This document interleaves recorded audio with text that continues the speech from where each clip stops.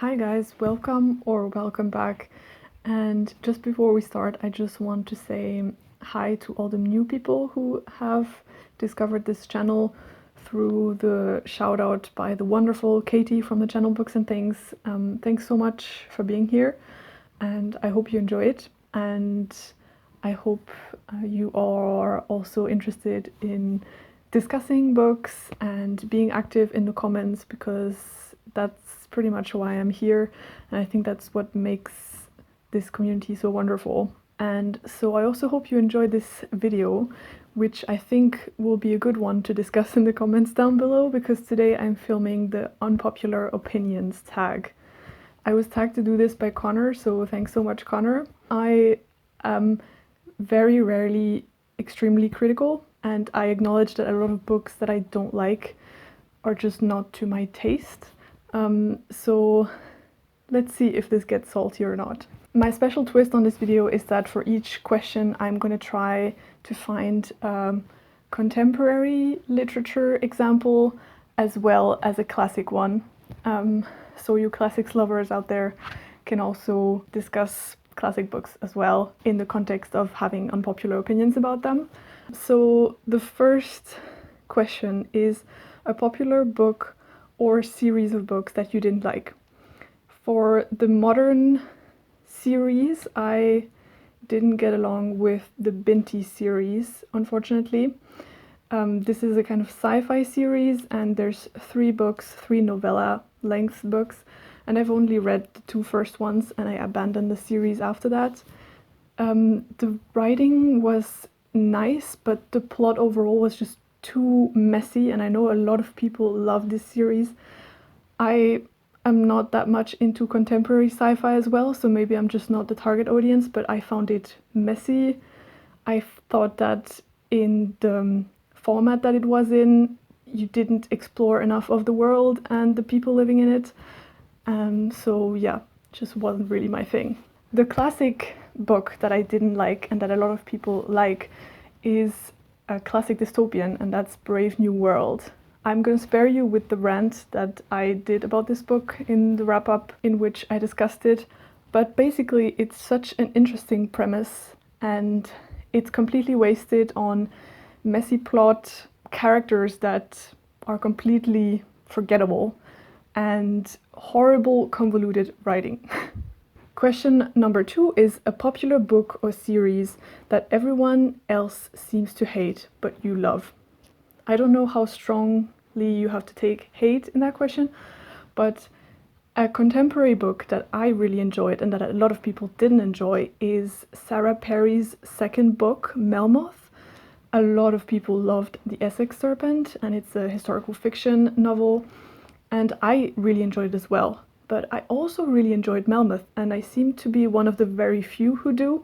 I thought it was great in terms of atmosphere. It's set in Prague, and how it sets the scene of modern Prague, but also other places around the world in earlier times. I won't spoiler too much of it, because I think it's also a book that you really enjoy if you don't know too much about it. And this figure of this ghostly character called Melmoth was just so well drawn, honestly. I really enjoyed it, but a lot of people didn't get on with it. Classic version of books that people don't tend to enjoy that much, but I do, are Émile Zola's books. He writes about the 19th century, and he writes about it in a very detailed way, and a lot of people think it's very tedious. I enjoy the level of details, and you can really see that he's done research about the society he lived in and the problems that it had. He talks a lot about the working class in France, in many different areas, such as mining, prostitution, a lot of things. And I just love his books. And on the other hand, he's one of these authors, especially when you learn about literature in France as a young person, everyone hates him.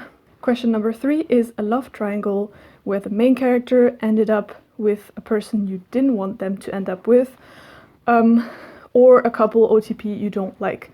So I typically am not too bothered about couples in books so much. In general, I don't read a lot of books where it's the main element, like a relationship between people.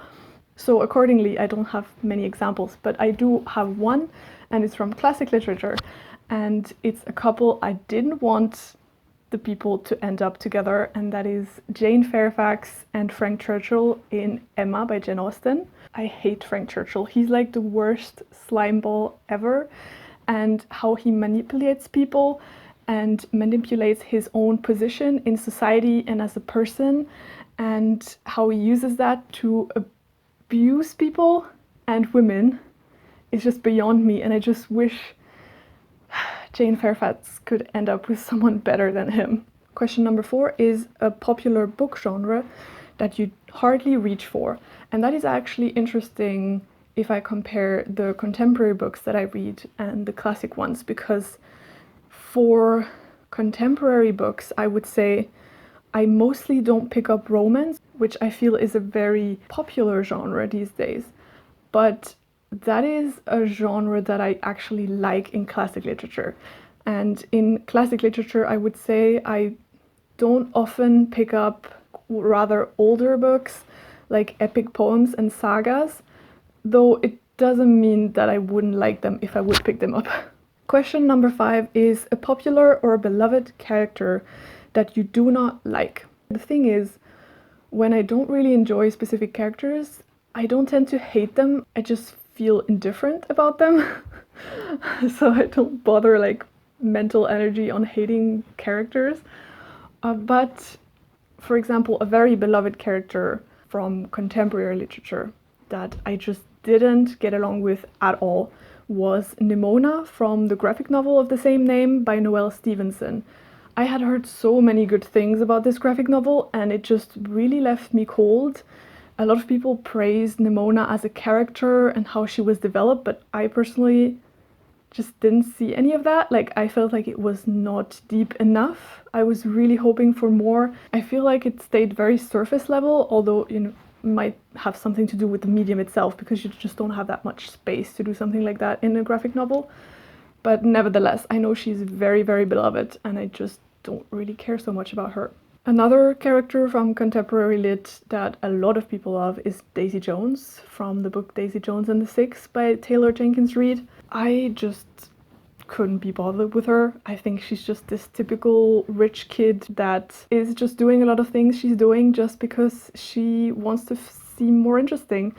And I don't really care about people like this, whether it be in real life or in book life.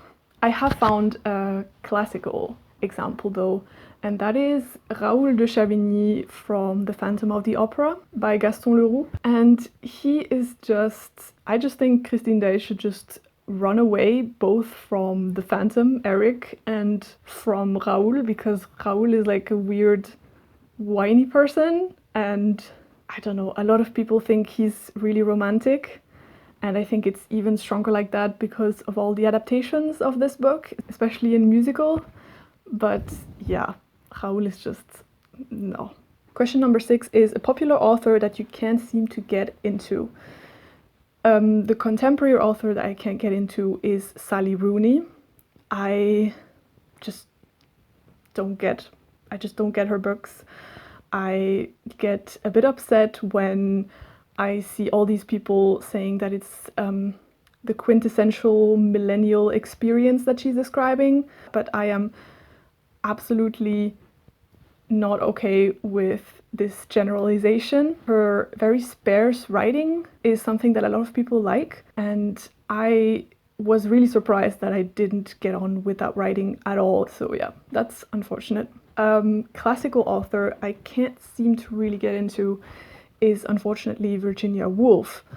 I've read Mrs. Dalloway, which I quite enjoyed, but mostly enjoyed because of some of the themes that she was addressing in the books in terms of the trauma of the First World War and how that affects English society. But just the writing is difficult to get through, and I then tried to read To the Lighthouse, and to this day haven't finished it because it was just a too tedious reading experience. So I really want to give her nonfiction a try, her essays, because I think that's something I could probably jive with more. Question number 7 is a popular trope you're tired of seeing. And in this context, it's also really interesting to think about how some very typical book tropes have not really changed throughout the years. So this question I will answer in general, and 2 main tropes that I am very tired of seeing is the love triangle, which, you know, has been used way back already, as well as the trope of the chosen one. So this person that has some specific role to play and they're very aware of it from the very beginning, and usually a lot of things happen really well for them, or things come easy to them just because they are this very special person and they have to play this very special role.